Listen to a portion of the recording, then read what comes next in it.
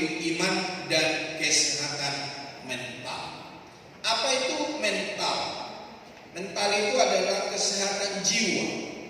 Jadi Bapak Ibu Saudara, selain hanya kita beriman kepada Kristus, tentu kita perlu jiwa kita sehat. Supaya apa saudara? Supaya kita tidak menyimpang ke kiri dan ke kanan. Supaya kita tidak berfokus kepada keinginan daging, tetapi berfokus kepada kehendak Allah. Supaya apa? Supaya hidup kita tidak aneh-aneh, tetapi hidup kita sungguh-sungguh menyenangkan hati Tuhan. Jadi pastikan Bapak Ibu Saudara, setiap kita yang hadir hari ini, selain hanya kita beriman kepada Kristus Yesus, jiwa kita juga sehat, mental kita juga sehat, sehingga setiap keputusan kita, setiap apa yang kita lakukan, semuanya menyenangkan hati Tuhan. Bukan menyakiti banyak orang, bukan merugikan banyak orang, tetapi lewat hidup kita memberkati banyak orang, Bapak Saudara. Nah, Bapak Ibu Saudara, di dalam bahasa Indonesia dikatakan bahwa kesehatan mental merupakan kondisi di mana individu atau seseorang memiliki kesejahteraan yang tampak dari dirinya. Nah, yang mampu menyadari potensinya sendiri. Jadi orang-orang itu bisa memberikan sebuah potensi yang baik ketika jiwanya sehat. Nah, memiliki kemampuan untuk mengatasi tekanan hidup normal pada berbagai situasi dalam kehidupan. Mampu bekerja secara produktif dan menghasilkan, serta mampu memberikan kontribusi kepada komunitasnya. Nah, kita akan melihat Bapak Ibu Saudara beberapa gejala tanda penyakit mental yang mungkin terjadi. Perubahan perilaku. Jadi kalau seseorang jiwanya tidak sehat, maka perilakunya akan berubah.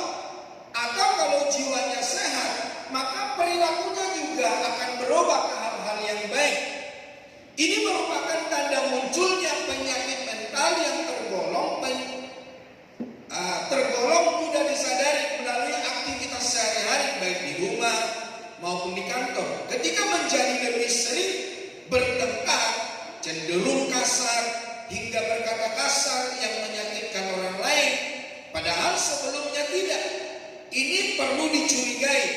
Tak hanya itu saja, terlihat perubahan perilaku seperti menjadi lebih mudah marah dan merasa frustrasi.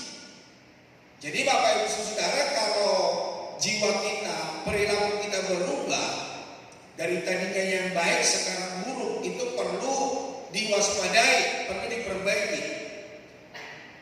Penyakit mental, penyakit jiwa, yaitu perubahan mood. Tanda penyakit mental lainnya adalah mood atau suasana hati yang berubah secara tiba-tiba. Kondisi ini bisa berlangsung sebentar hingga dalam jangka waktu yang tidak menentu. Kadang dia baik, kadang dia nggak baik, kadang dia lemah lembut, kadang dia kasar. Nah, Bapak Ibu yang tahu hari ini bagaimana dengan kondisi jiwa Bapak Ibu Saudara. Tentunya hal ini bisa mengakibatkan masalah pada hubungan dengan keluarga serta teman kerja.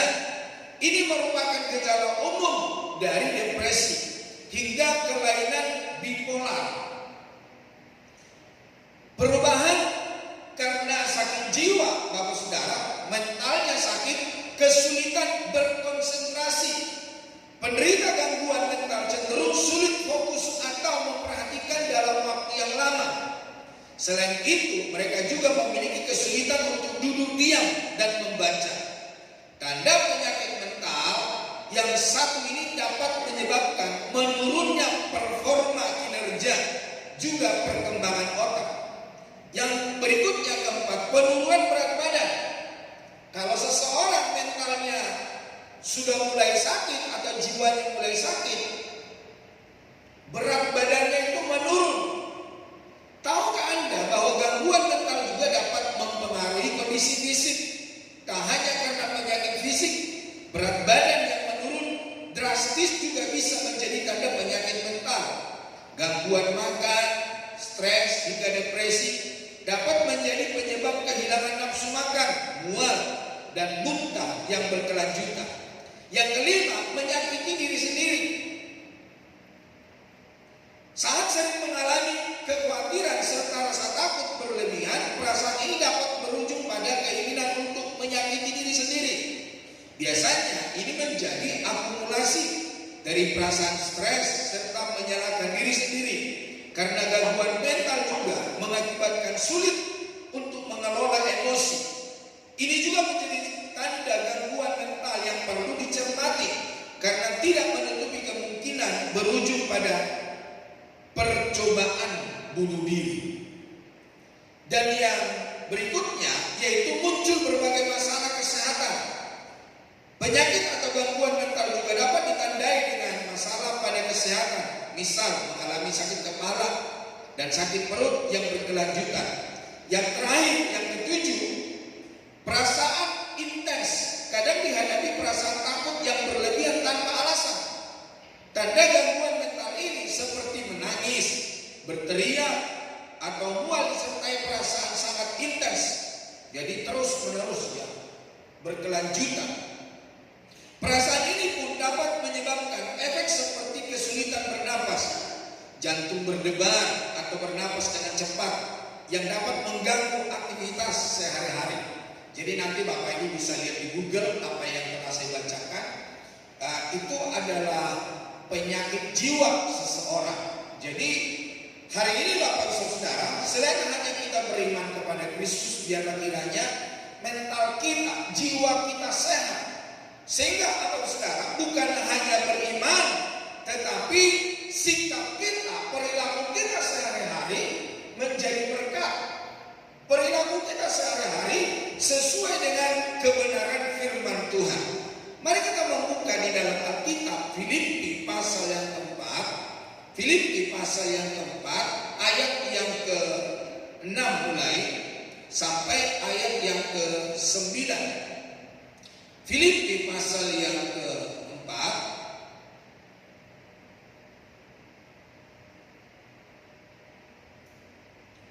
ayat 6 sampai ayat yang ke-9.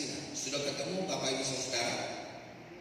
Ya, Filipi pasal yang keempat, ayat 6 sampai 9. 2, 3. Janganlah hendaknya kamu khawatir tentang apapun juga, tetapi nyatakanlah dalam segala hal keinginanmu kepada Allah dalam doa dan permohonan dengan ucapan syukur. Damai sejahtera Allah yang melampaui segala akal akan memelihara hati dan pikiran dalam Kristus Yesus. Jadi akhirnya, saudara-saudara, semua yang benar, semua yang mulia, semua yang adil, semua yang suci, semua yang manis, semua yang sedap didengar, semua yang disebut kebajikan dan patut dipuji, pikirkanlah semuanya itu. Dan apa yang telah kamu pelajari, dan apa yang telah kamu terima, dan apa yang telah kamu dengar, dan apa yang telah kamu lihat padaku, lakukanlah itu. Maka Allah sumber damai sejahtera akan menyertai kamu. Nah, Bapak Ibu Saudara kasih Tuhan, seseorang supaya dia teguh di dalam Tuhan, seseorang yang bisa mampu berjalan dalam kebenaran firman Allah adalah orang-orang yang menghadapi begitu banyak tantangan hidup, begitu banyaknya persoalan. Makanya saya sering kali berkata begini, bagaimana aku berkata Tuhan itu adalah Allah penyembuh kalau aku tidak pernah sakit? Bagaimana aku berkata Tuhan itu adalah Allah yang mencukupi kalau aku tidak pernah berkekurangan? Jadi segala sesuatu yang Tuhan izinkan, tantangan kehidupan di dalam hidup kita, untuk membuat kita tangguh, untuk membuat kita tegak berdiri, untuk membuat kita tetap berharap kepada Tuhan dan melihat perjumpaan dengan Kristus yang memberi kekuatan, yang memberi penghiburan, dan memberi berkat-berkatnya dalam hidup kita. Ada kata-kata di tulisan berkata begini, pelaut handal tidak dilahirkan dengan ombak yang tenang. Ya, betul ya. Pelaut handal tidak dilahirkan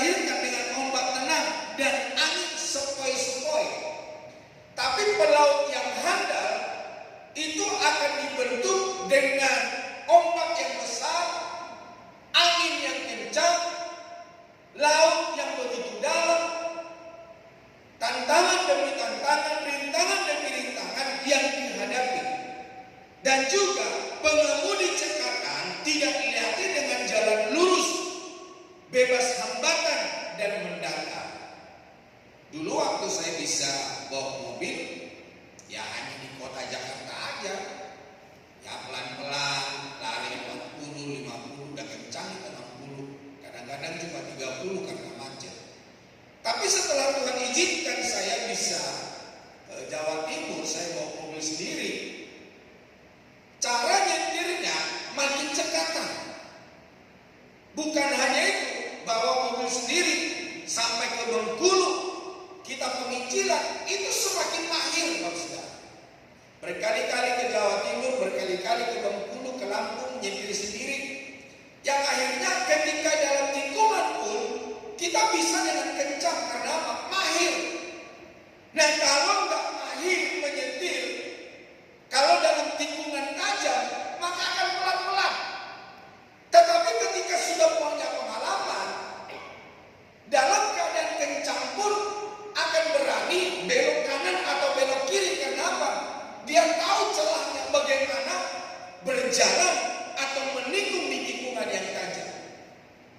Jadi Bapak Ibu Saudara kasih Tuhan, seseorang supaya dia ahli, supaya dia cekatan, supaya dia mampu kuat di dalam Tuhan, tentu mengalami namanya berbagai-bagai ujian. Nah, merenungkan kejadian di masa lalu, terjebak dari kesibukan saat ini, dan mencoba memutuskan rencana dapat membuat Anda cemas, Bapak Ibu Saudara. Kehancuran rasa sakit hati dan hal-hal duniawi dapat menyita pikiran Anda. Jadi, bagaimana cara mulai menyembuhkan pikiran cemas? Untuk menyembuhkan pikiran yang cemas, pertimbangkan kata-kata Paulus dalam Filipi pasal 4 ayat 6 sampai 9. Daripada berfokus pada hal-hal buruk yang menyebabkan Anda cemas, perbaharui pikiran Anda dengan firman Tuhan dan syukuri kedamaian yang Dia berikan. Taruh firman Tuhan di dalam hati, di dalam pikiran kita. Daripada kita memikirkan kecemasan, daripada kita memikirkan persoalan yang membuat kita lemah, yang membuat kita cemas, yang membuat kita putus asa, perkatakan kebenaran firman Allah. Karena Bapak Ibu Saudara, apa yang kita perkatakan akan terjadi di dalam hidup kita.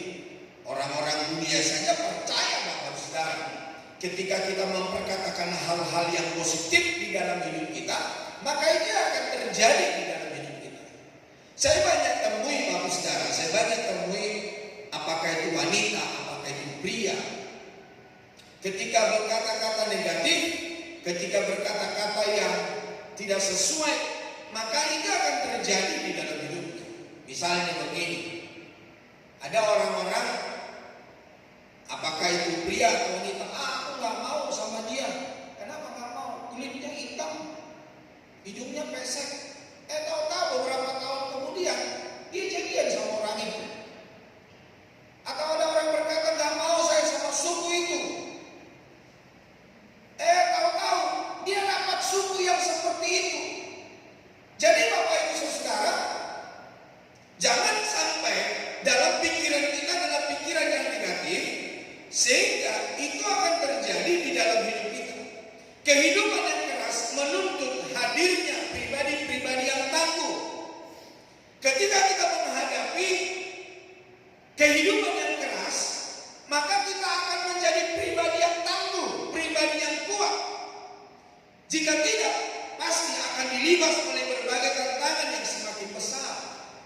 Pohon yang ada di gunung sama pohon yang ada di lembah, maka yang di gunung itu akan lebih kuat. Karena apa, saudara? Dia seringkali kena badai,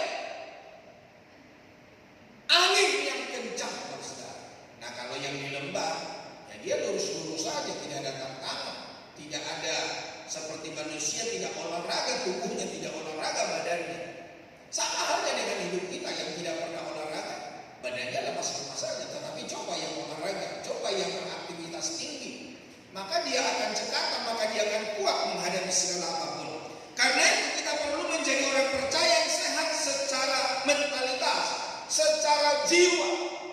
bukan hanya secara jasmani, saudara. Ketika jiwa kita sakit, tubuh kita juga bisa ikut sakit, saudara. Nah, apa yang membuat kesehatan mental terjaga, saudara? Yang pertama, membangun kehidupan doa. Jadi Bapak Saudara, bagaimana supaya jiwa kita bisa sehat? Perlu kita bangun kehidupan doa. Jadi Bapak Ibu Saudara, salah satu pemicu gangguan kesehatan mental adalah kekhawatiran yang tidak direspon dengan benar. Tetapi ketika kita berdoa, ketika kita datang kepada Tuhan, ketika kita menjalin hubungan dengan Tuhan, maka di situ kita akan memperoleh kekuatan, kita akan memperoleh jawaban, kepastian. Bapak Ibu, kalau belajar kebenaran firman Allah, saya belajar dari firman Tuhan, saya lihat Yesus itu sebelum memulai aktivitasnya dia berdoa. Pagi-pagi benar, dia bangun pagi-pagi dia berdoa. Dan saya juga baca dalam Alkitab, setelah dia memberikan 5.000 orang, yang artinya setelah dia bekerja seharian melakukan pelayanannya, dia pun berdoa. Nah, kita sebagai jemaat Tuhan, kapan kita berdoa? Jangan-jangan kita lebih banyak berdosa daripada berdoa. Saya lihat di dalam firman Allah, ketika dia mau memilih 12 rasul yang disebut rasul, dia semalam-malaman berdoa. Ketika dia mau menghadapi salib, dia berdoa di taman Getsemani. Nah, ada banyak orang Kristen ketika sudah punya masalah baru berdoa, baru nangis-nangis, minta dukungan doa, tumpangin tangan, tumpangin kaki. Saya juga melihat dalam firman Allah, saudara, ketika Yesus sibuk-sibuknya, banyak orang berbondong-bondong membawa orang sakitnya kepada dia. Di tengah-tengah banyak orang datang kepada dia untuk disembuhkan, dia menyingkir. Ngapain, saudara? Berdoa. Jadi di celah-celah kesibukannya pun dia berikan waktu untuk berdoa. Kita jangan kalah sama teman-teman kita orang Muslim, saudara. Saya sama orang Muslim itu saya lihat, wah hebat juga. Waktu saya bersama dengan para ustadz kami mau melayani ke pemboran minyak, kita sebetulnya harus berangkat jam 5 pagi. Tapi kita harus berangkat setengah 6. Karena apa? Mereka sembahyang dulu. Yang akhirnya saya keterlambatan kapal ke pemboran minyak. Ya udah, resiko kok, saudara. Nah, bagaimana kita sebagai orang Kristen? Adakah kita menyempatkan dalam celah-celah kesibukan kita tinggalkan itu semua dan kita berdoa? Kalau saya pelajari kebenaran firman Allah, Yesus sendiri saja, dia banyak melakukan doa. Oke, mungkin kita berkata bukan Yesus, tapi coba lihat Daniel. Ketika ada surat untuk apa? Menangkap setiap orang yang tidak menyembah patung buatan raja, maka orang itu akan ditangkap, akan dimasukkan ke lubang singa. Dan ketika Daniel mendengar hal itu, karena dia menyembah kepada Allah bangsa Israel, dia nggak mau menyembah patung berhala. Dan dikatakan apa? Seperti biasa dia lakukan. Dia pergi naik ke loteng rumahnya menghadap Yerusalem 3 kali sehari. Dia berdoa. Jadi Bapak Saudara, kebiasaan yang dia lakukan. Nah, kebiasaan kita apa? Ngutil. Kebiasaan kita apa? Bohongin orang. Kebiasaan kita apa? Bikin berita hoax. Hari ini saudara, seperti kami doa pagi hari Sabtu, mari kita menjadi anak-anak Tuhan yang pioner, seperti Yosua. Bukan Yosua, Yosia. Jadi waktu itu bertahun-tahun bangsa Israel itu menyembah kepada berhala. Tapi ketika Yosia menjadi raja, dibersihkan itu Yerusalem, dibersihkan sampai ke kota-kota di sekitar Yerusalem. Bukan hanya itu saja, orang-orang yang sudah mendirikan tempat-tempat penyembahan berhala di luar daripada bait Allah, bahkan ada yang di dalam, dia bersihin semua. Wah, itu sebuah tantangan, saudara. Tapi ketika saya belajar firman Allah, Yosia ini jadi pioner, pembuat sejarah. Dibersihin semua, bahkan orang-orang yang menjadi imam dalam penyembahan berhala itu dibunuh, dipotong dan dibakar. Coba sesuatu yang tidak lazim, yang sudah bertahun-tahun dikerjakan oleh bangsa Israel, dengan kehadirannya Yosia membersihkan Yerusalem, bangsa Israel, orang Yehuda, sampai ke kota-kota lain di sekitar Yerusalem, dibersihkan sama dia. Nah, Bapak Ibu Saudara, mari dalam hidup kita hari ini, kita ini pembuat sejarah. Kita ini menjadi pioner. Saya tidak tahu Bapak Ibu Saudara, apa yang sejarah Bapak Ibu berbuat di dalam hidup Bapak Ibu Saudara. Sekali lagi, para wanita sudah membuat sejarah. Membuat sejarahnya apa? Mereka sudah berkali-kali baca Alkitab dari Kejadian sampai Wahyu. Sampai hari ini tetap baca Alkitab 3 pasal sehari. Nah, para pria sudah ngikut. Ya, sekalipun hanya 1 pasal sehari. Anak-anak muda sudah ikut baca Alkitab 3 pasal sehari. Jadi ada sesuatu yang baru, ada sesuatu, atau kita menjadi orang Kristen yang pioner, membuat sejarah di dalam hidup kita. Saya tidak tahu sejarah apa yang harus Bapak Ibu lakukan di dalam hidup Bapak Ibu Saudara. Apa mungkin lewat berdoa? Apa mungkin lewat baca Alkitab?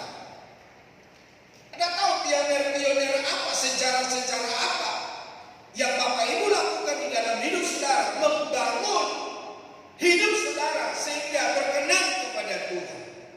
Yakobus pasal yang kelima, Yakobus pasal yang kelima ayat 13 dan 14. Kalau ada seorang di antara kamu yang menderita, baiklah ia berdoa. Kalau ada seorang yang bergembira, baiklah ia menyanyi. Kalau ada seorang di antara kamu yang sakit, baiklah ia memanggil para penatua jemaat, supaya mereka mendoakan dia serta mengolesnya dengan minyak dalam nama Tuhan.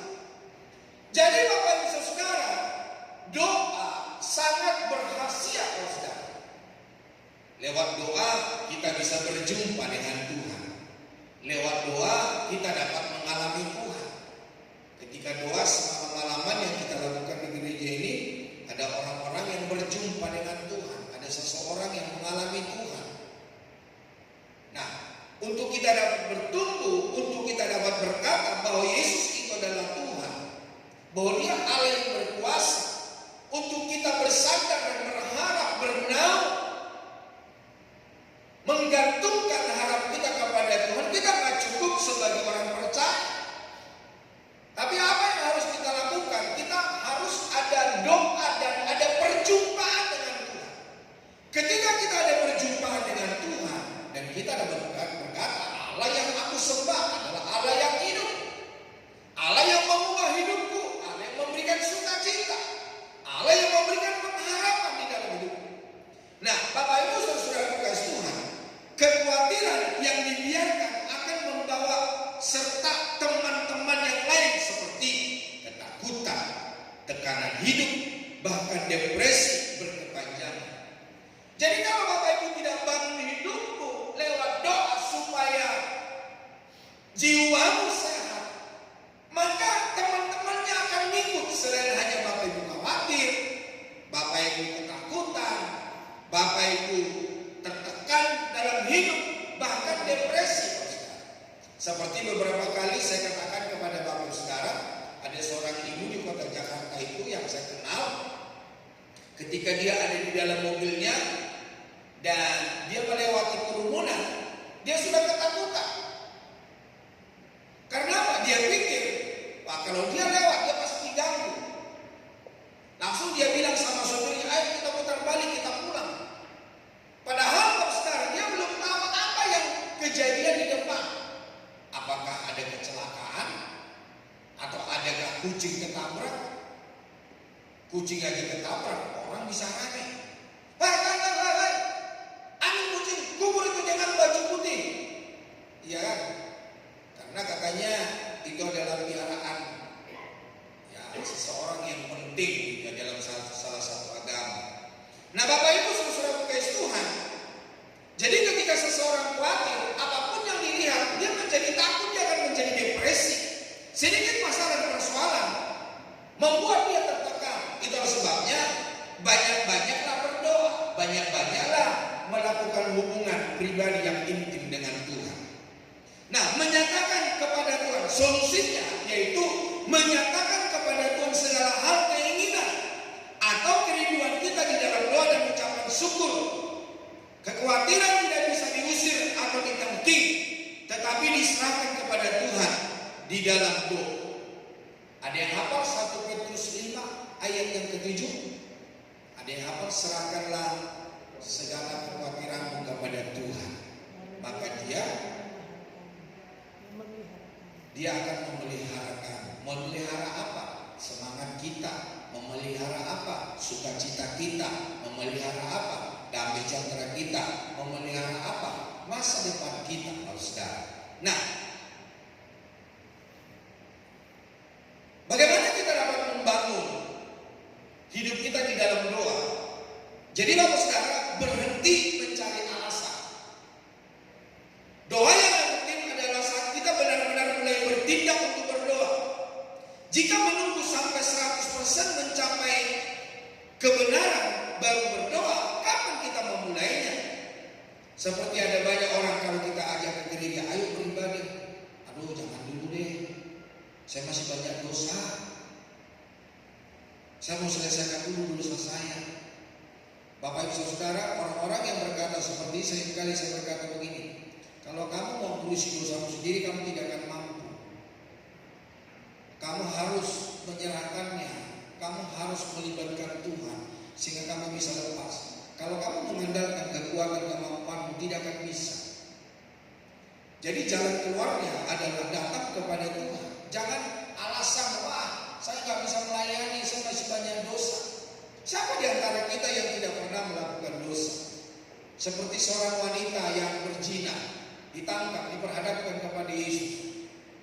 Orang-orang itu berkata, Guru, Yesus, kalau orang-orang berzina begini, dalam hukum Taurat berkata harus dilempari dengan batu. Yesus menunduk, mencoret-coret tanah, menulis-nulis tanah, dan dia berkata begini, ya udah, lempari dia dengan batu. Yaitu orang-orang yang tidak berdosa, orang-orang yang tidak pernah melakukan kesalahan. Biarlah dia terlebih dahulu untuk melempari wanita itu. Tapi ketika Tuhan mendadak mengangkat kepalanya, hanya tinggal si wanita itu sendiri. Akhirnya bertanya, kemana ke orang-orang itu? Sudah pergi Tuhan. Jadi yang artinya Bapak Ibu Saudara kasih Tuhan, kita nggak bisa menyelesaikan dosa kita, atau kita harus memulai, sekalipun ada banyak kekurangan, ada banyak kelemahan. Karena apa? Tuhan yang akan menyempurnakan kita. Tuhan yang akan menjadikan kita berkenan di hadapan Tuhan. Jadi dengan kekuatan sendiri tidak akan bisa, saudara. Janganlah mencari-cari alasan, apalagi malas dan jarang bahkan sama sekali tidak berdoa. Yakobus pasal 5 ayat 17 sampai 18. Elia adalah manusia biasa sama seperti kita, dan ia telah bersungguh-sungguh berdoa supaya hujan jangan turun, dan hujan pun tidak turun di bumi selama 3 tahun dan 6 bulan. Lalu ia berdoa pula, dan langit menurunkan hujan, dan bumi pun mengeluarkan buahnya. Jadi Bapak Ibu Saudara, ketika kita ada di dalam doa, spektakuler akan terjadi. Sesuatu yang besar akan terjadi di dalam hidup kita. Nah, yang berikutnya, bersabar menanti jawaban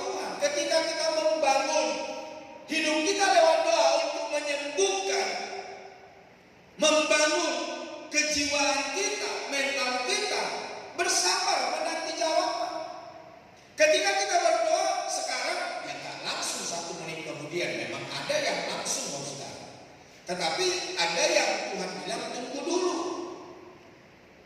Tuhan mau melihat kesetiaan kita, Tuhan mau melihat kesungguhan kita, Tuhan mau melihat pengharapan kita sungguh-sungguh enggak. Apakah Tuhan itu kita jadikan bansehat doa? Karena apa? Ada banyak orang ketika telah dijawab oleh Tuhan, udah bye-bye Tuhan Yesus, bye-bye gereja, bye-bye doa. Banyak orang tidak mau berdoa karena kurang sabar menunggu jawabannya dari Tuhan. Ingat, sebelum mujizat hujan turun, Elia 7 kali berdoa. Coba lihat di dalam Raja-Raja, 1 Raja-Raja 18 ayat 42 sampai 44. Nanti Bapak Ibu baca ya, 1 Raja-Raja 18 ayat 42 sampai 44. Lalu Ahab pergi untuk makan dan minum, tetapi Elia naik ke puncak gunung Karmel. Lalu ia membungkuk ke tanah dengan mukanya di antara kedua lututnya. Setelah itu ia berkata kepada bujangnya, naiklah ke atas, lihatlah ke arah laut. Bujang itu naik ke atas, ia melihat dan berkata, tidak ada apa-apa. Kata Elia, pergilah sekali lagi. Demikian sampai 7 kali. Nah, pada ke-7 kalinya berkatalah bujang itu, wah, awan kecil sudah sebesar telapak tangan timbul dari laut. Lalu kata Elia, pergilah, katakan kepada Ahab, pasang keretamu dan turunlah, jangan sampai engkau terhalang oleh hujan. Turunlah hujan. Kalau Bapak Ibu rajin baca kitab, maka hujan turun, Bapak Saudara. Jadi ketika Elia berdoa, gak turun hujan 3 tahun 6 bulan gak hujan. Ketika Elia berdoa minta hujan turun, hujan turun, Bapak Saudara. Yesus juga mengajarkan di Lukas pasal 18 ayat 1 supaya kita selalu berdoa dengan tidak jemu-jemu. Sesungguhnya biasa saja jika saat berdoa tidak langsung memperoleh jawabannya. Entah 7 hari, entah 7 minggu, bahkan 7 tahun. Inilah bagian kehidupan iman yang Tuhan ingin bangun dalam hidup kita. Sebab waktu Tuhan berbeda dari dalam hidup kita. Sebab waktu Tuhan berbeda dari serta di luar pemikiran atau pengertian kita. Jika tiap kali berdoa selalu langsung ingin ada jawabannya, itu namanya sulap. Allah berdaulat, jadi percaya saja, berserah saja pada kehendaknya. Tindakan berdoa adalah tindakan iman. Teruslah berdoa meski belum menerima jawaban. Teruslah berdoa meski belum melihat pertolongan Tuhan.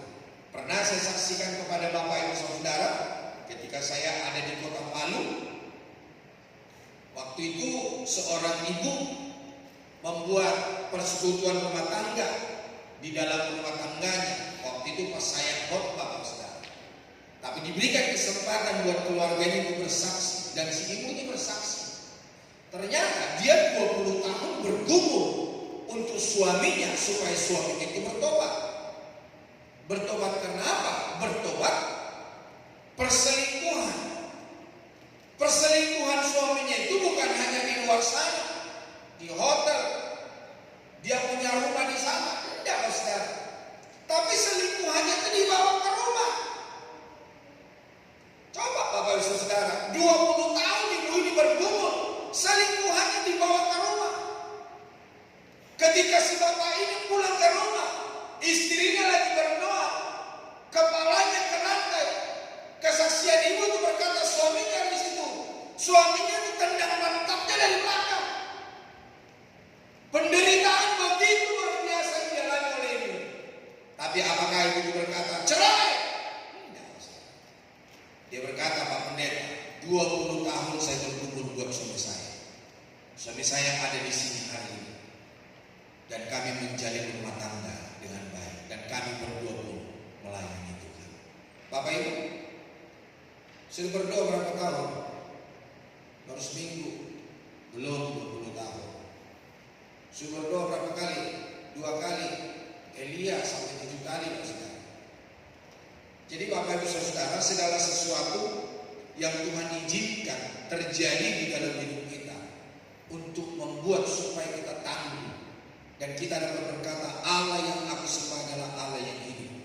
Di dalam Lukas pasal 18 ayat 4 sampai ayat yang kelima. Injil Lukas pasal yang ke-18 ayat 4 sampai 5. Beberapa waktu lamanya hakim itu menolak. Ini tentang seorang wanita yang minta perkaranya dibela. Tetapi kemudian dia berkata dalam hatinya, walaupun aku tidak takut akan Allah dan tidak menghormati seorang pun, namun karena janda ini menyusahkan aku, baiklah aku membenarkan dia supaya jangan terus saja ia datang dan akhirnya menyerang aku. Kata Tuhan, camkanlah apa yang dikatakan hakim yang lain itu. Tidakkah Allah akan membenarkan orang-orang pilihannya yang siang malam berseru kepadanya? Dan adakah ia mengulur-ulur waktu sebelum menolong mereka? Aku berkata kepadamu, ia akan segera membenarkan mereka. Akan tetapi jika anak manusia itu datang, adakah ia mendapati iman di bumi ini? Hakim yang lain aja karena dia merasa diganggu, akhirnya dia membela haknya itu. Yesus pun berkata, kalau Bapakmu yang di dunia ini saja tahu berbuat baik, ketika anaknya minta roti, apakah Bapaknya yang kasih batu? Tidak mungkin. Ketika anak itu minta ikan, apakah Bapaknya kasih ular? Tidak, dia kasih ikan. Yesus berkata, Bapakmu yang ada di dalam dunia saja yang jahat tahu berbuat baik, apalagi Bapakmu yang ada di dalam surga. Jadi Bapak Ibu Saudara, datanglah, berdoalah, mohonlah kepada Tuhan, bangun iman, bangun jiwamu, sehingga sebesar apa, seberat apapun masalah yang kita hadapi, kita akan tetap kuat di dalam Tuhan. Yang kedua, memiliki damai sejahtera. Selain hanya membangun hidup kita di dalam doa, yaitu memiliki damai sejahtera. Manusia mencari cara untuk merawat kesehatan mentalnya dengan berbagai cara. Healing, jalan-jalan, pesiar-pesiar, menyalurkan hobi, bersepeda, mancing, main bola, main catur. Itu biasanya dilakukan orang. Berolahraga, yoga, dan lain-lain. Semuanya ternyata hanya menjadi solusi sementara. Ya, sukacita yang diberikan oleh dunia itu semu. Bukan semu bahasa Tionghoanya pendeta, bukan. Yang artinya tidak kekal, tidak abadi. Setelah kita pulang ke rumah, ya ketika kita mengalami masalah, ya tetap aja hati kita nggak damai. Karena apa? Penghiburan yang diberikan oleh dunia itu hanyalah sementara, Saudara. Nah, ayat ini mengajar bahwa mentalitas kita terjaga karena damai sejahtera, yaitu shalom, yang menunjuk kepada kedamaian yang berasal dari berkat Tuhan. Damai sejahtera Tuhan Yesus itu akan berdampak bagi dua aspek di dalam kehidupan kita, hati dan pikiran kita, Saudara. Nah, Bapak Ibu Saudara, sukacita, damai sejahtera yang daripada Tuhan itu tidak bisa diganggu gugat oleh apapun. Damai sejahtera yang daripada Tuhan itu adalah dari dalam hati, dalam pikiran yang diberikan oleh Tuhan. Dan damai sejahtera yang daripada Allah, dunia ini tidak bisa mempengaruhi. Itulah sebabnya orang-orang yang percaya Tuhan, beriman, dekat dengan Tuhan, suka orang-orang dunia berkata begini, kok saya melihat kamu itu ya kayak gak punya masalah, gak punya persoalan. Kenapa kamu ngomong begitu? Saya lihat kamu itu senyum aja, tertawa aja, sukacita saja. Padahal Bapak Saudara, dia pun mengalami masalah, bahkan lebih berat daripada orang yang bertanya itu. Jadi Bapak Saudara, pastikan hal itu bisa terjadi di dalam kehidupan kita. Nah, kunci suksesnya damai sejahtera bersumber dari hubungan yang karib antara kita dengan Tuhan dan dampak dari ketatan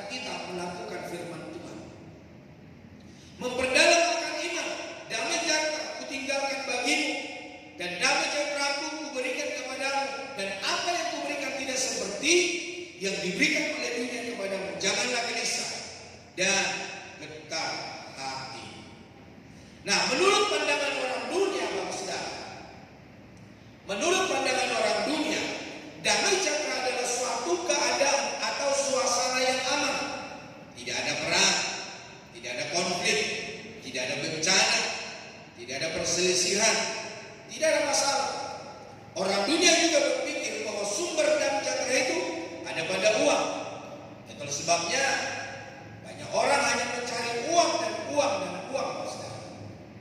Dan untuk memberikan anak-anaknya bisa diam di rumah, memberikan uang, memberikan gadget yang bagus, dengan tanpa memberikan sebuah perhatian, harta kekayaan, mobil mewah, rumah megah, popularitas, juga damai sejahtera dengan hal-hal yang tampak dari luar atau secara kasat mata, yang eksternal. Seperti mungkin beberapa waktu ini kita mendengarkan Menteri Pertambangan yang 150 triliun yang di 150 triliun atau 250 yang dia menilang uang dari penjualan timah. Bapak Ibu Saudara mengasihi Tuhan, istrinya itu berkata, jangan juga dong tasku diambil, itu kan tasku bukan tas suamiku. Ya tentu tas yang dia miliki itu juga dari hasil korupsi dari suaminya. Makanya banyak orang berkata, udah miskinkan saja, semuanya ambil. Nah, si ibu ini berteriak supaya tas mahalnya itu tidak diambil, karena dia berkata, itu aku beli dengan duitku sendiri. Ya duitmu dari mana datangnya? Kamu kerja enggak? Ya duitmu itu tentu dari suamimu. Nah, itu pun disita. Nah, ada banyak orang hidup hedon, Saudara. Tampak luarnya mahal, tampak luarnya bagus. Untuk apa? Supaya kelihatan dia damai sejahtera. Padahal sebetulnya hatinya kacau balau, Saudara. Tergantung situasi kondisi yang seringkali membuat orang kelihatan sukacita. Ya kalau semua baik seperti lalu, ya wajahnya pun sukacita. Tapi ada masalah sedikit, ya sudah mulai wajahnya wadas ke atas cibinong, cemberut, manyun. Nah, berbeda dengan damai sejahtera yang Tuhan berikan. Damai sejahtera dari Tuhan mengalir dari dalam hati, internal, tidak terpengaruh oleh situasi kondisi dan bersifat kekal.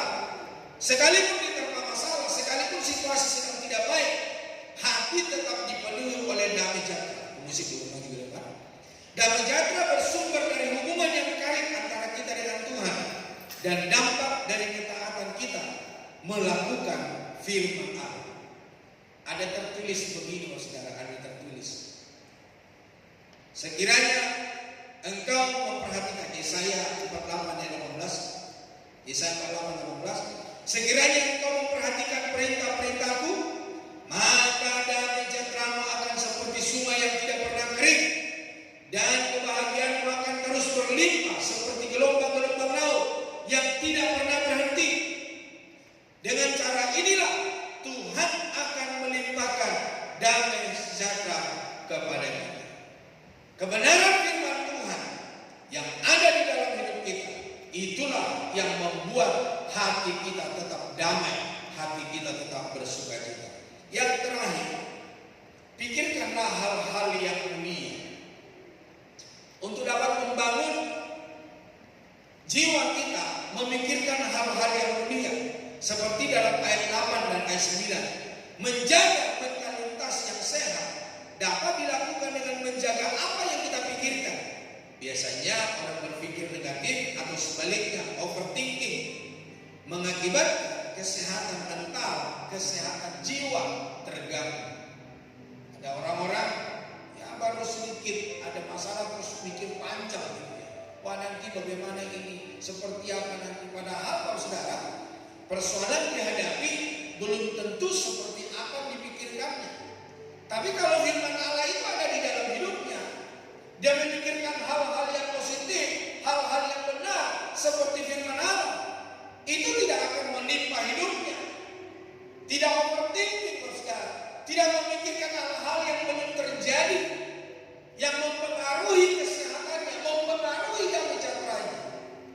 Nah, betapa pentingnya mengisi pikiran dengan hal-hal yang positif, karena hal itu akan berdampak dalam kehidupan kita. Pikiran kita dapat menentukan setiap perkataan dan tindakan kita. Bila yang ada dalam pikiran kita adalah hal-hal yang positif, maka hal-hal yang baik akan terjadi bagi kita. Bila di dalam pikiran kita hal-hal yang benar, maka perilaku kita akan benar.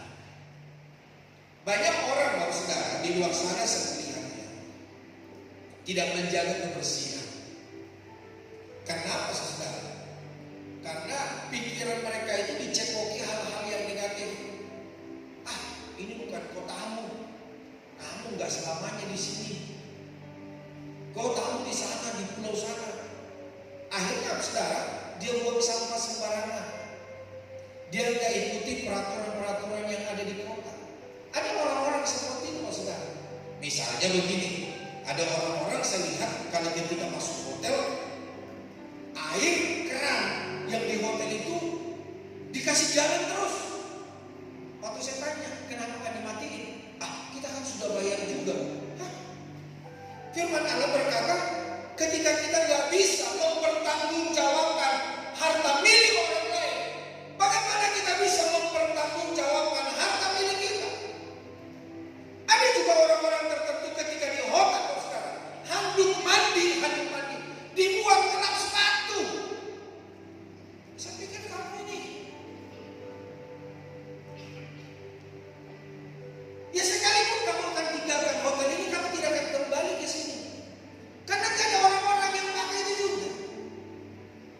Kamu bertanggung jawab loh kepada Tuhan. Ada orang-orang seperti itu, Saudara. Dia pakai lap handuk itu ngelap sepatunya. Atau handuk yang buat mandi dibuat jadi gesek, Saudara. Saya pikir ini kacau nih teman-teman. Air ketika dia keluar jalan terus, AC nyala terus. Bapak Ibu saudara kekasih Tuhan, ketika pikiran kita negatif, maka perilaku kita juga akan negatif. Itulah sebabnya Bapak Ibu saudara, isi pikiran kita dengan kebenaran firman Allah, sehingga apa, Saudara? Hal-hal yang baik, tindakan-tindakan baiklah yang akan keluar dari kehidupan kita. Inilah yang dilakukan oleh Rasul Paulus. Dikatakan begini dalam 2 Korintus 10 ayat 15. Kami menawan segala pikiran dan menaklukkannya kepada Kristus. Menaklukkan pikiran kepada Kristus berarti kita mengisi pikiran kita dengan firman Tuhan setiap hari. Dengan firman Tuhan kita dituntun untuk selalu berpikiran positif. Itu pikiran yang benar dan positif adalah modal bagi Tuhan untuk menyatakan kasih dan kuasanya dalam kehidupan kita. Jadi firman Tuhan yang ada di pikiran kita, yang ada di hidup kita, yang membaharui hidup kita, itu modalnya Tuhan. Untuk apa? Menyatakan kemuliaan. Makanya saya seringkali berkata, Paulus bilang apa?